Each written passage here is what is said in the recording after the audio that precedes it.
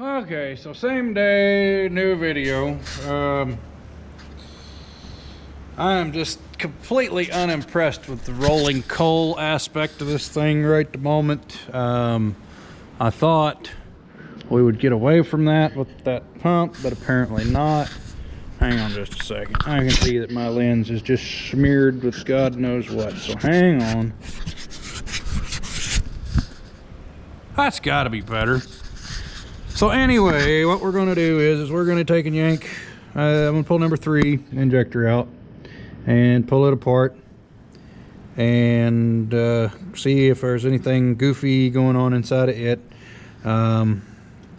These are really simple to take apart and check. There's nothing to them. And then, like I said yesterday, after I got it started, I ended up having to pull number 2 injector out, pull it apart, clean it out because there was crud in it. I don't know how or why it was in there, but it was. So we're going to check the other 2 and probably do the other one as well. Anyway, such is life, right? Can't have everything, and I'm kind of picky. You know, I agree it'll smoke when it's lugging down, but it should stop at some point. And it just wasn't doing that. So that's what we're up to now. I'm gonna, I don't know what I'm gonna do yet. Might just do it where the truck is. That'll work too. But anyway, I need an 11/16 and a half inch and 10 millimeter, and then we'll have those. We'll get one of those pulled out and go take it apart and let you see what's inside of a fuel nozzle.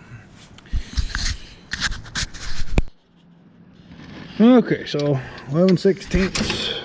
Put the line loose here. It pops up right out of the way like so. You can bend those a little bit, but not a lot. And then 10 millimeter for this banjo bolt that holds the return line on here. And yes, this thing is very, very hot at the moment, so you know, if you don't have iron skin from being a mechanic all your life, you probably shouldn't try this when it's hot. Even then, it's not really advisable because you can burn yourself and not know it. So anyway, that's just me talking.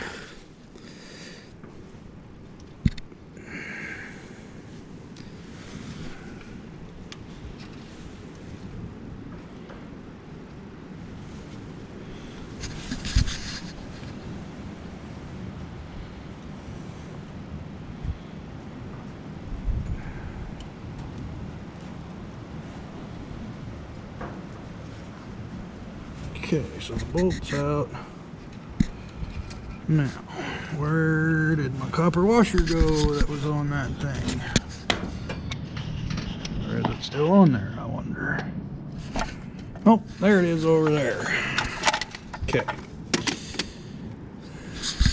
Bear with me a minute while I get this washer. We don't lose that. That's important. And probably hard to find by rights. So, okay, washer. So now we got 2 washers, 1 bolt. Our return line is kind of sort of out of the way. They don't behave quite like you would want them to most of the time, but anyway, we'll get it up here where it can't get down in the hole in the way. And then here comes your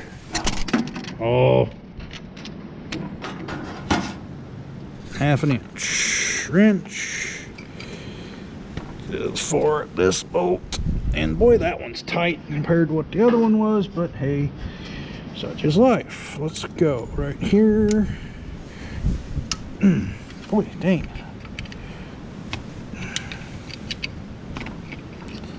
Finally, okay then.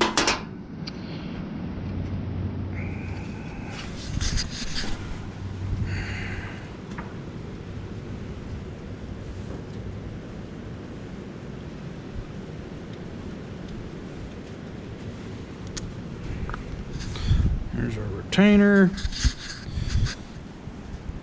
Now, Need my can of brake clean, which is on the front of the truck. I'll be back.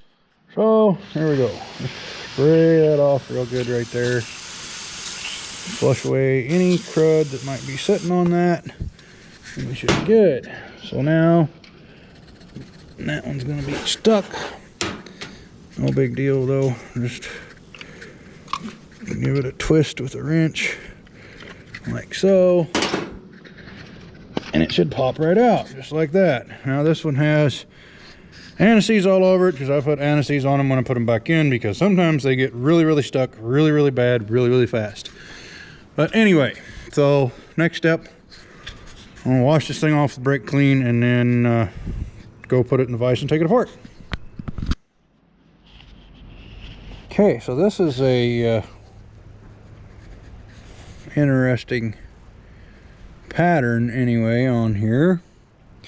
The carbon has built up right around the tip, which is odd, and then you're going to see carbon build up down in here, but anyway, that down there is normal. The tip though, strange. So anyway,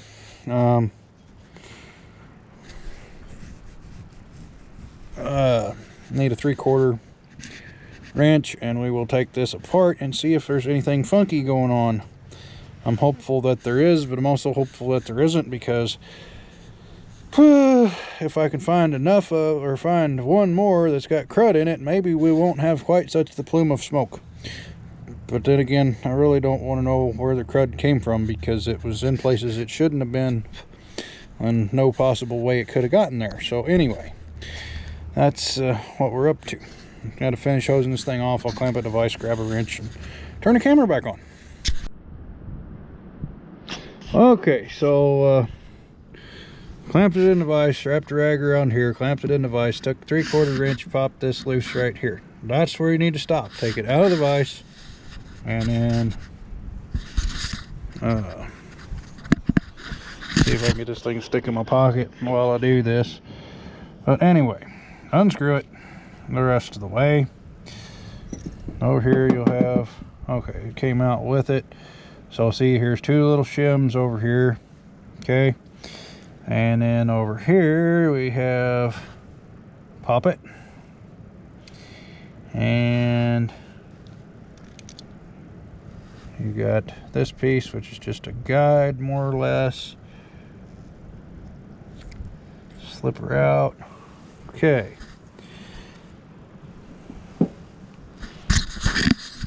There is all of the components of a poppet style injector right there. Okay. The last one I took apart, which was in the one that was in number 2, it had what appeared to be paint.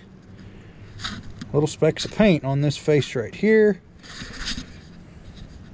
and this right here.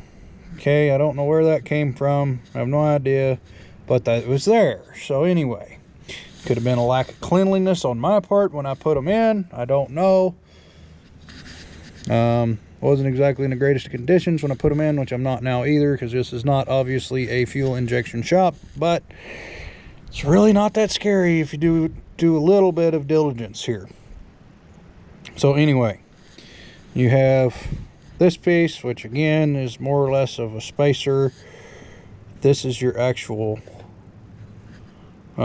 poppet that is going to lift when it sees pressure and allow this pintle to raise up and let fuel pass it and spray through the injector tip, through the nozzle tip, and out into the cylinder in a finely atomized spray that is going to ignite very easily and all this other good happy stuff supposedly.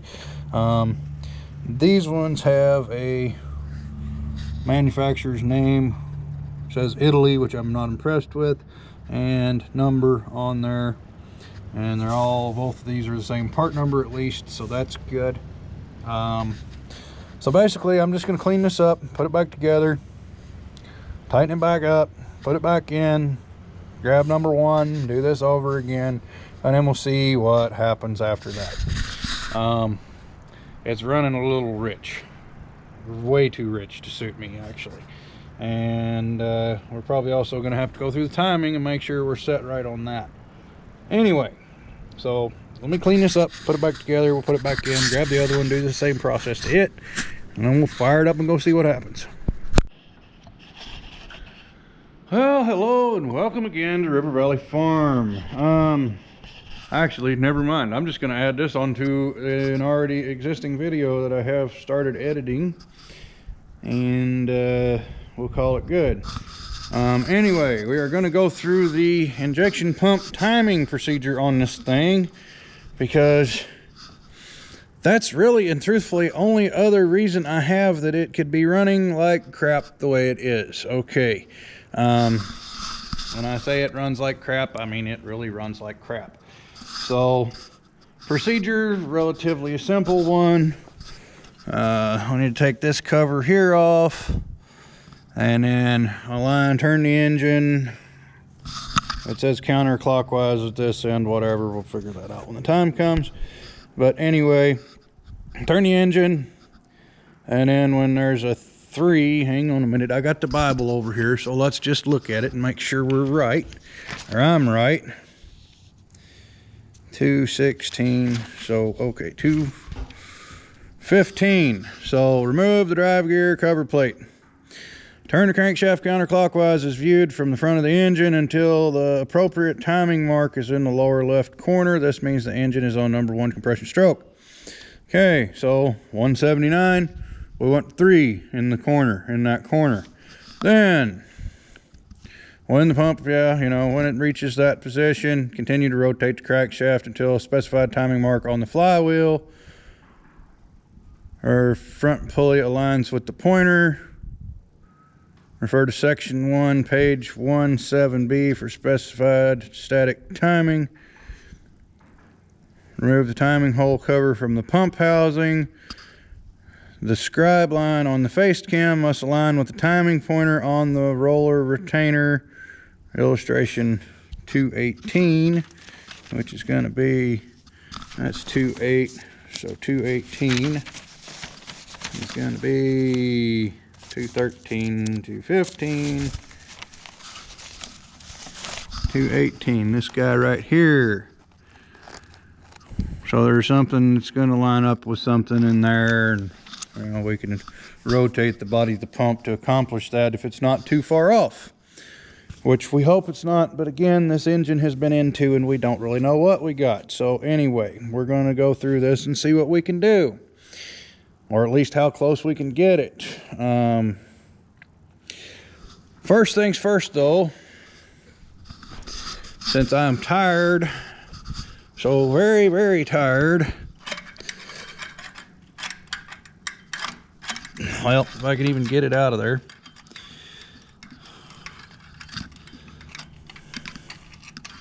There. Of it being thus overfilled with oil, the full mark's like down here someplace. And this is the correct dipstick for the tractor because I bought it. Okay, this is the right one. I bought it. So we're going to change the engine oil and refill it to the correct level. I think somebody, well, the old dipstick was cut off, broke off down in here someplace, and somebody scribed a line and they've refilled it up to there, and whatever. Anyway, we are going to change the engine oil and see if that helps us at all first. I got a new filter and I got tools and what have you. So anyway, as I said, we're going to do that first and we'll go from there. All right, so we are just all kind of high class today. We got a tripod. We'll be in business here for long. Wrong wood. I don't use this thing enough to know how to operate it. So anyway, got the oil changed. We've got some funky stuff going on there too. We're gonna have to figure that out eventually, but for right now, if it's got oil pressure, I'm good with it. Because, well, since we're all here, not on no tripod yet or nothing, let's go for a walk.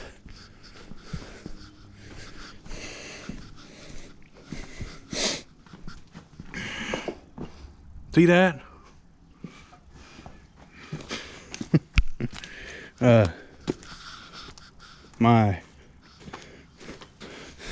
truck man came through for me finally and brought me lime. So we got to get busy. Anyway, let's get back to the tractor before I get too off on tangents over here. Okay, so I got our little cover off down in here. Not too close to the light, I guess. And anyway, I got to get the light in there a little closer so I can see what numbers are where. But it looks like we should be relatively close to in time already. But anyway, like I said, I got to get the light down in there a little farther so I can see what we're looking at for sure. And I might have to get somebody with younger eyes. I don't know. So what we'll probably end up doing, just for insurance purposes at this point in time, to make sure of where we're at with the engine, take the valve cover off so we can look at the valves and see where they're at. As I said, just for insurance purposes. But anyway, that's what I'm going to do right now. Go ahead and yank the valve cover off so we can see where we're at for sure there. Then we'll see where we're at with the numbers down here. And hopefully we will be on number, I think it's 3. I'm going to go back and look at the book. 216, so we want to back up a little bit. 179. Well, it says 454, 464 tractors. It doesn't say anything about 484s. So I guess we'll have to go with 3 because that's what we got. Actually, no, we're not going to go with 3 either. We're going to go back to the front of the book. Lay this out so we know where we're at here. Someplace in here. Anyhow, right there, 454, 484, 14 degrees.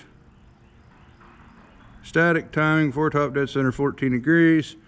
Automatic advance, low idle, 0, high idle, 6. That's odd, but okay. So anyway, we're gonna go with the, all right, so that says for a 454, 484.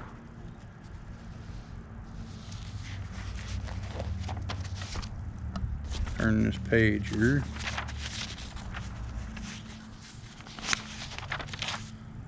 And the only 179 it lists, D179 it lists, 454, 464. It doesn't show a 484, so this must be, well, there's 84 series tractors there. But this is,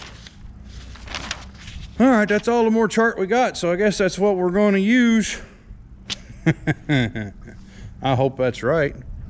Really, I do. I hope that's right. That's the book that came with this tractor. But anyway, let me get the valve cover off and see where we're at.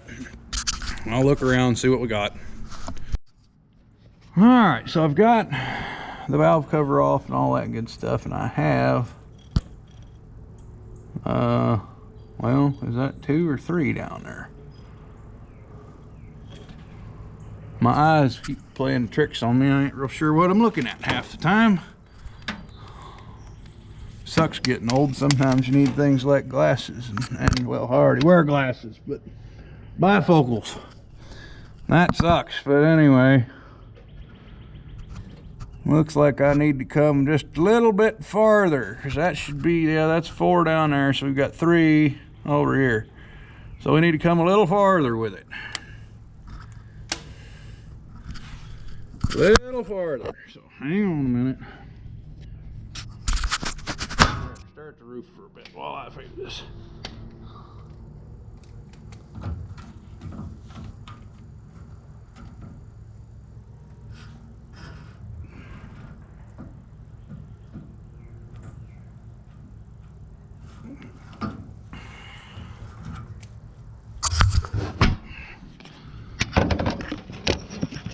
Okay, so I'm gonna say that's where we need to be. That's number 3, bottom left-hand corner of the window there. So So now let's see if the engine agrees or the valves agree with what we got there, because I've just got horror thoughts in my mind that somebody has done something horribly wrong. But never mind, both those valves are loose, so that means we are in valve overlap, which means we are in fact on compression stroke. All right then, that's excellent news. Next up, we need to take this little cover right here off and see if our marks are lined up inside the pump.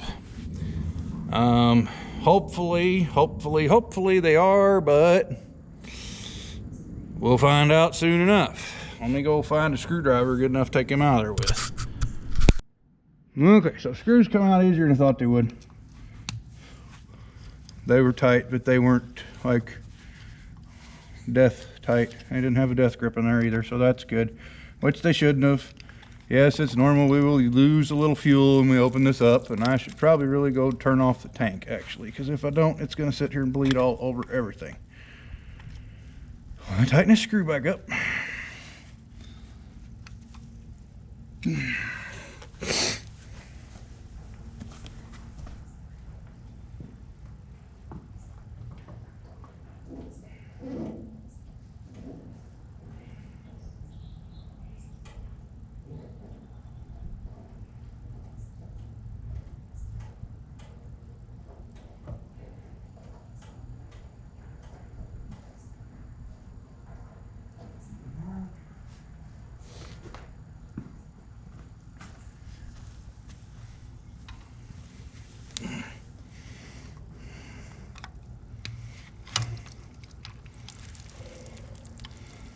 Okay, so that's as far as we need to go with that.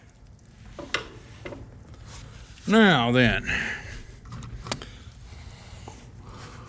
what would be a pointer and what would be a line? So we are a fuzz off of our line. Let me, let's go look at the book again. That'd probably be the best thing to do. That'd be the best thing to do. Let's go look at the book again. Hopefully we can find the right page here. That ain't it. So, let's see. Rotate the crankshaft until the specified timing mark on the flywheel or front pulley aligns with the pointer.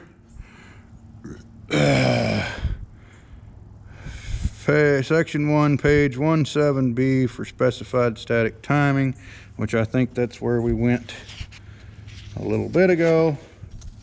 Fold this out again. Hit the right thing here.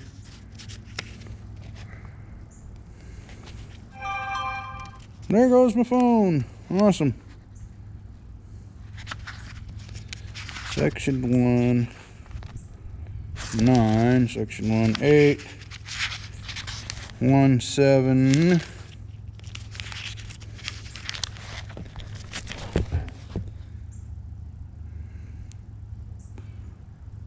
C. So it would only make sense to be back one more page, wouldn't it? Right? Well, I'm trying not to mess up my book here, because this is going to be, I'm afraid, very useful to me before this is all said and done. So, yeah, okay, so 14 degrees before top dead center is what it says. So, and then the other two, low idle 0, high idle 6, that would have to be done with the timing light, but you would hope that the advance would still be set correctly. So now, we have to find, it's going to be fun looking down in there trying to find 0 on the crank. Anyway, so yes, rotate the crankshaft till the specified static timing mark on the flywheel or front pulley aligns with the pointer. So I've got marks on my front pulley, and I believe there is a pointer on there also.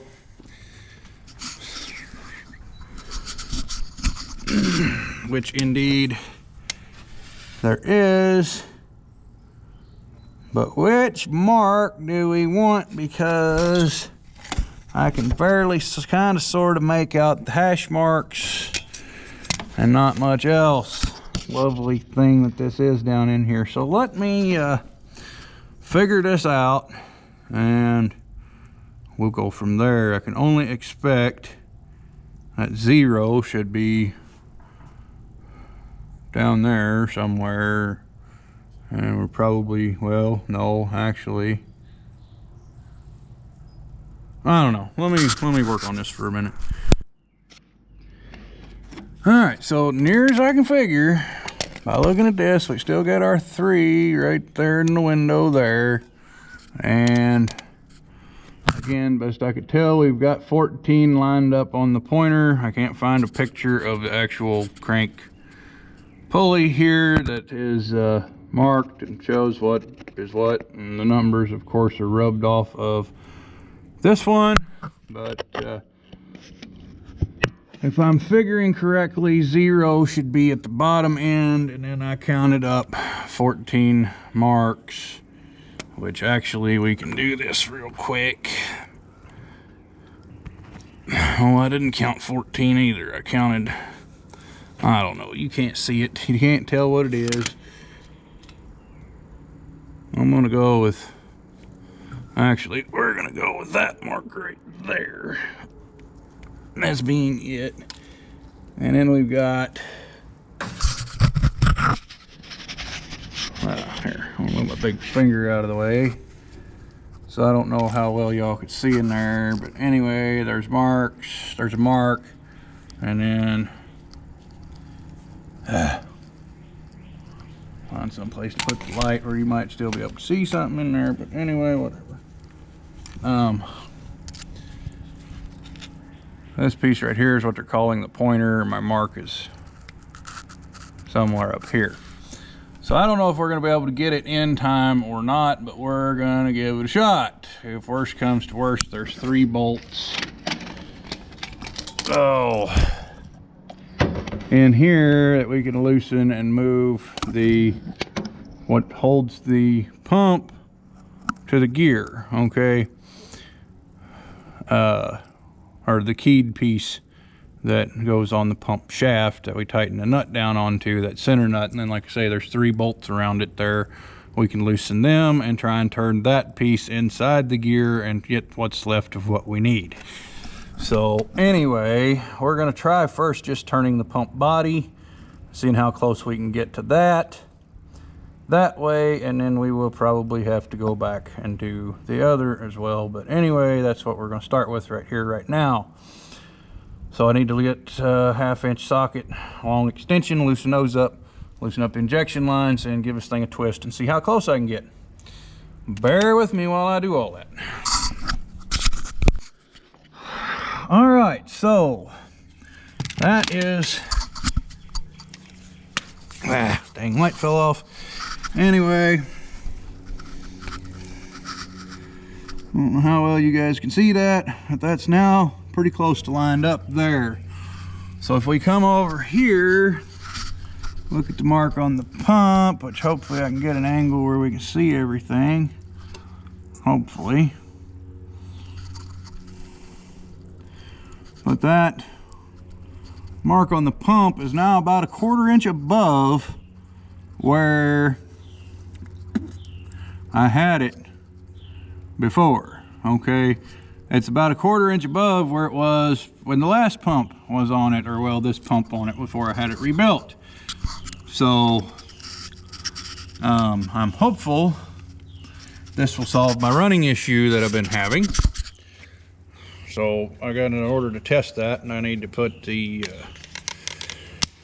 obviously got to put the cover back on the pump so the pump can fill up, open the tank valve again, and retighten up some stuff. But anyway, that we hope was our problem, because it was quite a ways off. That is, if I picked the right set of marks over there. So anyway, we're still in the dark, but maybe that's the right set. We'll see how it goes. Okay, so kind of obviously we were on the wrong mark. So, yeah, reset.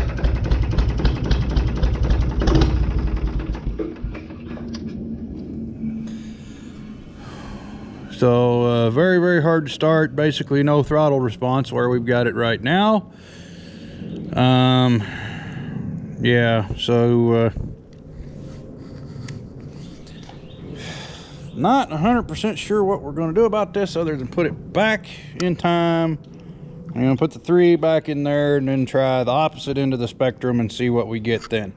That's about all we can do. And then, of course, reline the pump and all that good stuff. So that's my plan anyway. That's what I'm going to do. I'm going to put the 3 back in there and then we'll reline the pump. I was on what would have been, yeah, anyway, I was on one end basically of the marks, so then we'll go to the other end of the marks and see what that gets. Typically a balancer or a crank pulley, whatever you want to call it, this is a balanced engine. It has a balance box in the oil pan, so it's different. It doesn't have an actual crankshaft vibration dampener pulley. It has a balancer, two big weights that are geared to the crankshaft in the engine to keep it from shaking itself apart. So yeah, that's what we're going to do, or what I'm going to do I should say, is I'm going to take and spin the crank over by hand again back to get the 3 in the window, and then we will realign the pump with the timing marks on the opposite end of where I had them before, and then we will retime the pump because that's just the way we're going to have to do it. I don't know of anybody that has another 3-cylinder International tractor around that I can go look at. My uncle's got a 784, but I'm going to guess that his is different. I don't know, because that's a, is that a 239 or 2? Well, it's a bigger engine. Anyway, it's 4-cylinder, 784 is 3-cylinder. Doesn't matter. So we're going to go with it's going to be different, though it's not that far away. So anyway, well, let me do this, and then we'll try and start it again, see what happens. So let's see what this does. I changed it to the opposite end. Starts a lot better anyway than what it did before.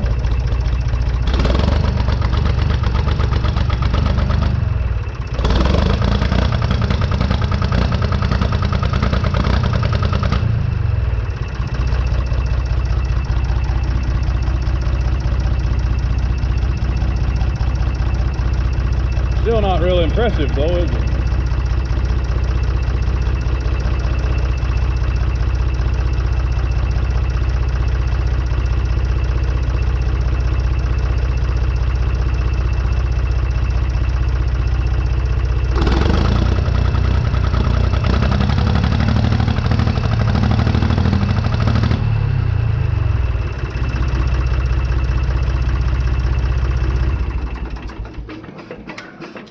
Okay, so I guess we need to go somewhere in the middle because we're still kind of screwed here. Okay, round 3. Oh, click. That's great.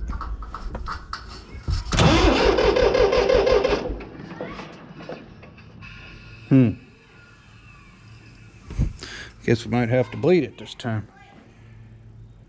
At least I hope it's all it is it needs to be bled. If it's something else, I'm gonna be mad.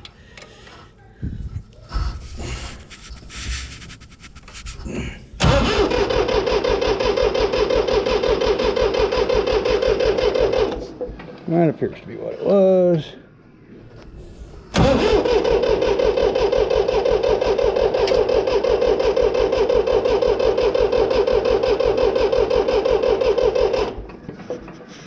Alright, what the shit?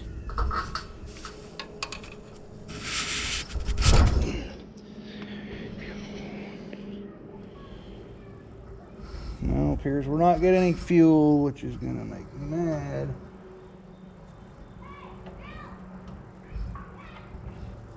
Okay, hang on.